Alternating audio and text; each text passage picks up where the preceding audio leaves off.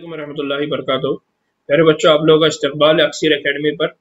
और आज हम एक नया चैप्टर स्टार्ट कर रहे हैं, वो है चैप्टर नंबर 16, चैप्टर नंबर 16, जिसका नाम है हाजमा और इंतज़ाम, डाइजेशन एंड एब्जॉर्प्शन। तो ये बहुत इंपॉर्टेंट है। आज से हम जो यहाँ से हम जो चैप्टर्स डिस्कस करेंगे वो पूरे ह्यूमन फिजियोलॉजी के ऊपर है, ह्यूमन से रिलेटेड है, और ये बहुत इंटरेस्टिंग चैप्टर्स है। और मेरी जहाँ तक मतलब मुझको तवक्को है कि उर्दू मीडियम के तकरीबन बच्चे इन टॉपिक्स के वास्ते वेट कर रहे हैं। तो आज से इंशाल्लाह हम ये स्टार्ट करने वाले हैं। इसके बाद हम डाइजेशन एंड एब्जॉर्प्शन के बाद रेस्पिरेशन, उसके बाद धीरे धीरे धीरे पूरे ह्यूमन फिजियोलॉजी के चैप्टर्स इंशाल्लाह कंप्लीट करेंगे। तो आइए स्टार्ट करते हैं। सबसे पहले ये कि हमको ये मालूम है कि जितने भी ज़मीन के ऊपर जानदार हैं उनको अपनी ज़िंदगी के लिए ग़िज़ा की क्या होती है, ज़रूरत होती है। तो अपने आप को अगर सर्वाइव करवाना है, अपने आप को ज़िंदा रहना है, तो उसके लिए हम क्या करते हैं, खाना खाते हैं, ग़िज़ा हासिल करते हैं। और ये जो ग़िज़ा होती है, ये ग़िज़ा बड़े अज्जा यानी कार्बोहाइड्रेट, प्रोटीन और चर्बी है। तो बेसिकली ग़िज़ा क्या है? तो ग़िज़ा इनको हम अगर छोटे छोटे टुकड़ों में डिवाइड करते हैं, या ग़िज़ा को अगर हम डिवाइड करके या उसको छोटे छोटे टुकड़ों में अगर समझने की कोशिश करें, तो वो कार्बोहाइड्रेट, प्रोटीन और चर्बी इसका क्या है, मिक्सचर है, इसका मजमुआ है, जिसको हम ग़िज़ा बोल के खाते हैं, ताकि हमको क्या मिले, एनर्जी। इसी के साथ तो ये जो है, ये ग़िज़ा के कार्बोहाइड्रेट, प्रोटीन और चर्बी ग़िज़ा के बड़े अज्जा है, यानी इनकी जो क्वांटिटी होती है, इनकी जो मिक़दार होती है ग़िज़ा में, वो ज़्यादा होती है और ज़्यादा होना चाहिए। और इसके अलावा और कौन से है, तो वो होता है विटामिन और मादनी अज्जा यानी मेटल्स। तो विटामिन और मादनी अज्जा यानी मेटल्स, इनकी भी बहुत ज्यादा जरूरत होती है, लेकिन इनकी जो जरूरत है वो कम मिकदार में हो। कम मिकदार में भी मतलब ये कम से कम मिकदार में हो, और अगर ये ज्यादा होती है तब भी नुकसानदेह है, और ये कम मिकदार से भी कम होती है तब भी नुकसानदेह होती है। तो हमारे लिए बहुत इंपॉर्टेंट है कि हम जो ग़िज़ा इस्तेमाल करते हैं, वो ग़िज़ा का कंपोजिशन, वो ग़िज़ा का के अंदर जो अज्जा है वो किस तरह के है, इसको हमको देखना जरूरी है। तो उसमें कार्बोहाइड्रेट, प्रोटीन, चर्बी ये ज्यादा होना चाहिए, विटामिन और मादनी अज्जा इसमें कम होना चाहिए। ग़िज़ा, ये जो ग़िज़ा है इसका इस्तेमाल किस में होता है, तो ग़िज़ा बाफ्तों की नमो, यानी जो हमारे टिश्यूज है, जो हमारी बाफ्ते हैं, यानी हम पढ़े थे सेल जितने सेल होते हैं उनसे मिलकर बाफ्ते बनती है, बाफ्ते मिलके हमारे बॉडी के क्या बनते हैं, ऑर्गन बनते हैं, हमारे बॉडी के जिस्म के अलग अलग आज़ा बनते हैं। तो यहाँ पर बहुत इंपॉर्टेंट चीज़ है कि अगर हम ग़िज़ा नहीं खाएंगे तो क्या होगा, ग़िज़ा नहीं खाने की वजह से जो हमारी बाफ्ते हैं, जो हमारे टिश्यू है, वो कमज़ोर हो जाएंगे, उनकी ग्रोथ नहीं होंगी, उनकी नमू नहीं होंगी। तो ग़िज़ा का जो पहला मकसद होता है वो होता है बाफ्तों की नमू, हमारी जो ग्रोथ होती है, हमारे बॉडी का साइज बढ़ रहा है, तो वो ग़िज़ा की वजह से होता है। और टूट फूट की मरम्मत, यानी हमारे जिस्म के अंदर जो टूट फूट होती है उसकी मरम्मत करने के लिए क्या होती है, जो तवानाई लगती है, उस तवानाई को बढ़ाने के लिए किसकी जरूरत पड़ती है, ग़िज़ा की। हमारे जिस्म में टूट फूट क्या होती है, यानी हमारे जिस्म के अंदर अगर आप देखेंगे तो टूट फूट किस तरह की होती है, तो हमारे टिश्यू है उनको रिपेयर करना है, जख्म हो गया वो जख्म को भरना है, यानी हीलिंग का प्रोसेस है। और कोई टिश्यू डैमेज हो गया उसको दुरुस्त करना है, नए आज़ा बनाना है। तो ये अलग अलग जो प्रोसेस हमारे जिस्म में चलते हैं, और उनको जो तवानाई लगती है, वो जो एनर्जी लगती है, उसके लिए भी हमको किसकी जरूरत पड़ती है, ग़िज़ा की। और इसी के साथ नामियाती अशिया यानी इनऑर्गेनिक मटेरियल या इनऑर्गेनिक कंपोनेंट्स, इसको प्रोवाइड करने के लिए, इसको मुहैया कराने के लिए किसकी जरूरत पड़ती है हमको, ग़िज़ा की। तो ये जो ग़िज़ा है, इसको जो ग़िज़ा को हम हासिल करते हैं, तो उनके ये 3 मकसद है, इसको आपको याद रखना। यानी हम जब खाना खाते हैं तो हम इतना नहीं सोचते, हम हर चीज को क्या करते हैं, हजम कर जाते हैं, या हर चीज हम खाने की कोशिश करते हैं। तो उसकी जो बुनियादी वजह होती है वो टेस्ट होती है, उसकी दूसरी वजह होती है कि उसका अट्रैक्शन होता है। लेकिन इसके अलावा हमने ग़िज़ा क्यों इस्तेमाल करना चाहिए, तो ये 3 अहम उसके रीजन है, इसको आपको याद रखना है। फिर इसमें एक और चीज है कि हम जब खाना खाते हैं तो हम साथ में पानी भी पीते हैं। तो हम लोग जो पानी पीते हैं, जो वाटर को हम ड्रिंक करते हैं, वो हमारे बॉडी के अंदर तहवीली अमलों यानी जो मेटाबॉलिक प्रोसेस है उसमें क्या करता है, अहम किरदार अदा करता है। और जिस्म को नाबेदगी मतलब डिहाइड्रेशन से वो क्या करता है, महफूज रखता है। इसलिए अक्सर आप देखिए कि जो डॉक्टर होते हैं वो सजेस्ट करते हैं कि ज्यादा से ज्यादा हमने क्या करना चाहिए, पानी पीना चाहिए। वो पानी हमारे बॉडी के अंदर, हमारे जिस्म के अंदर क्या करता है, ये कार्बोहाइड्रेट, ये प्रोटीन, ये फैट, इनके हाजमे में, इनके मेटाबॉलिक प्रोसेस में। मेटाबॉलिक प्रोसेस सिर्फ एक, मेटाबॉलिक प्रोसेस का मतलब क्या है? मेटाबॉलिक प्रोसेस के अंदर दो प्रोसेस होते हैं, एक को हम कहते हैं कैटाबॉलिक और एक को कहते हैं हम एनाबॉलिक। एक प्रोसेस जो होता है वो होता है एनाबॉलिक, और दूसरा जो प्रोसेस होता है उसको हम कहते हैं कैटाबॉलिक। और इन दोनों से जो एक अमल बनता है उस अमल को हम कहते हैं मेटाबॉलिज्म। उसको हम क्या कहते हैं? मेटाबॉलिज्म। अब इस अमल में होता क्या है? एनाबॉलिक मतलब कुछ चीजों का बनना, और कैटाबॉलिक मतलब कुछ चीजों का टूटना। जैसे हमारे जिस्म के अंदर प्रोटीन की जरूरत है, इस प्रोटीन को बॉडी के अंदर एक नीड है, तो इस प्रोटीन की जरूरत को हम प्रोटीन के जरिए ही कंप्लीट करते हैं, या कार्बोहाइड्रेट के जरिए करते हैं, या फैट के जरिए कंप्लीट करते हैं। लेकिन जो कार्बोहाइड्रेट, फैट, प्रोटीन हम खाते हैं तो बॉडी में पहले उनको ब्रेक डाउन किया जाता है, उनको तोड़ा जाता है, तब जो प्रोसेस होता है उस प्रोसेस को हम कहेंगे कैटाबॉलिक। उसके बाद उसी को हमारी बाफ्त में, उसी को हमारे सेल में, उसी को हमारे जिस्म के अलग अलग आज़ा के रिपेयर करने में इस्तेमाल किया जाता है, तब उस प्रोसेस को कहा जाता है एनाबॉलिक।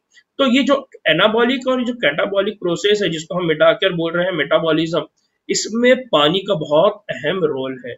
अगर ये पानी की मिकदार कम होने लग जाए या पानी का सही इस्तेमाल करने नहीं किया जाए तो फिर हमारे जिस्म के अंदर अलग अलग किस्म की क्या होती है? बीमारियां नशोनुमा पाने लगती है, बीमारियां होने लगती है।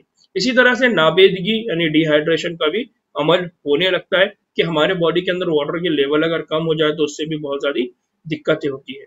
फिर ग़िज़ा में कुछ हमारे बॉडी के अंदर कुछ बायो मैक्रोमोलिक्यूल होते हैं, तो ग़िज़ा में मौजूद हयातियाती खला सालमात यानी bio macromolecules again carbohydrate, proteins, fats, इनको हम क्या कहते हैं? Bio macromolecule. मैक्रोमोलिक्यूल मतलब वो मॉलिक्यूल जो बड़े हैं, या वो मॉलिक्यूल जिनकी क्वांटिटी, जिनकी मिकदार हमारे खाने में क्या होना चाहिए? ज्यादा होना चाहिए। तो बायो मैक्रोमोलिक्यूल उनको कहा जाता है। तो ये बायो मैक्रोमोलिक्यूल जिस्म में अपनी असल हालत में इस्तेमाल नहीं हो सकते, यानी आपने कोई कार्बोहाइड्रेट लिया, या आपने कोई प्रोटीन लिया या फैट लिया, फॉर एग्जाम्पल आपने गोश्त खाया, तो ये गोश्त डायरेक्टली इस्तेमाल नहीं होगा, या आपने कोई रोटी खाई, ये डायरेक्टली इस्तेमाल नहीं होगी, या आपने आलू खाया या कुछ और चीज आपने खाई जिससे आपको बायो मैक्रोमोलिक्यूल मिल रहा है, जिससे आपको फैट, कार्बोहाइड्रेट या प्रोटीन मिल रहा है, तो ये डायरेक्टली आपके बॉडी में इस्तेमाल नहीं होगा, बल्कि उसको पहले छोटे छोटे हिस्सों में तकसीम किया जाएगा, उसको बायो मैक्रोमोलिक्यूल से सिंपल मॉलिक्यूल में इसको कन्वर्ट किया जाएगा, तब्दील किया जाएगा, और बॉडी उसके बाद क्या करेंगे? उसको इस्तेमाल करेंगे। तो यहाँ होता क्या है कि ये जो बायो मैक्रोमोलिक्यूल है उन्हें निज़ाम हज़म या निज़ाम इन्हेज़ाम में तोड़कर सादी अशिया या सिंपल सब्सटेंस में तब्दील करना होता है, ताकि इनका खलियों के जरिए इंजिज़ाब हो सके, एब्जॉर्प्शन हो सके। तो ये बहुत इंपॉर्टेंट चीज है कि हमारे जिस्म के अंदर क्या होता है, जो बड़ी चीजें होती है या जो कॉम्प्लेक्स फॉर्म होता है, उस कॉम्प्लेक्स फॉर्म को या पेचीदा फॉर्म को सिंपल फॉर्म में, आसान फॉर्म में तब्दील किया जाता है, ताकि वो आसानी से खलियों के जरिए, यानी खलियों के जरिए, एक एक सेल के जरिए वो आसानी से जज्ब हो सके, और उनका फिर आगे चल के हमारे बॉडी के अंदर बाफ्तों की नमू के अंदर या तवानाई बनाने में या नामियाती अशिया प्रोवाइड करने में क्या कर सके? इस्तेमाल किया जा सके। तो यहाँ पर बहुत इंपॉर्टेंट चीज आपको, या बहुत अहम चीज जिसको आपको याद रखना ये कि बायो मैक्रोमोलिक्यूल या कॉम्प्लेक्स सब्सटेंस को हमारी बॉडी के अंदर पहले सिंपल फॉर्म में क्या किया जाता है? तब्दील किया जाता है। ये अमल जिसके जरिए ग़िज़ा की पेचीदा अशिया यानी बायो मैक्रोमोलिक्यूल को तोड़कर सादा और आसान यानी सिंपल सब्सटेंस या सिंपल फॉर्म में तब्दील किया जाता है, और उनका इंजिज़ाब हो सके इस तरह से उनको बनाया जाता है, तब इस अमल को, इस प्रोसेस को, इस काम को कहा जाता है हाजमा।